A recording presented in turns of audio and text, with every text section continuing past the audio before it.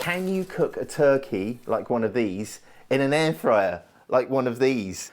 I'm using our air fryer, which is a Ninja Foodi Max, and it's 10 quarts or 9.5 litres, which means each basket is 5 quarts or 4.75 litres. And this is 1.8 kilograms, and it fits really easily into the basket. I've defrosted it, but I've also given it 30 minutes to bring the turkey to room temperature. But I'm just patting the bird down so that we're drying the skin. And don't forget to remove the giblets if they're still in your turkey. I'm trimming the excess skin from around the neck area. Let's grab some rosemary, 1 tablespoon of rosemary. You don't need to do this, obviously, to cook your turkey. I'm just doing this to look good on camera. I'm going to make a herb butter.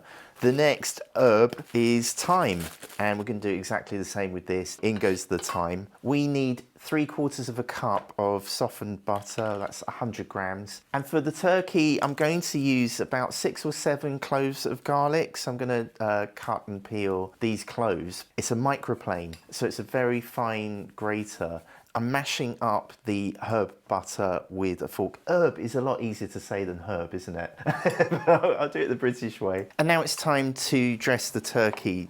So I'm cutting this onion into wedges and also a lemon. And I'm going to put these wedges actually into the bird. So I'm finding a space in the cavity to just cram in the onion and lemon. I'm making these cuts so that we can put some garlic actually into the turkey to flavour it. I need to pat the turkey dry just to make sure the skin is dry to get the butter on again. I'm just using my hands to smear this all over the skin. Now this is the moment of truth. We are going to put this turkey into this basket. I'm leaving the tray in to help with the air circulation. It smells gorgeous already. And I have to use both hands because it is so heavy. Switch this dial to roast, and I'm going to dial up 350 degrees Fahrenheit. That's 170 degrees centigrade. I'm going to set it to 1 hour, 10 minutes. And if you hold down the time button, you can actually go up in quite big increments there. And then we just hit start. Here's the big moment of reveal. How's it come out?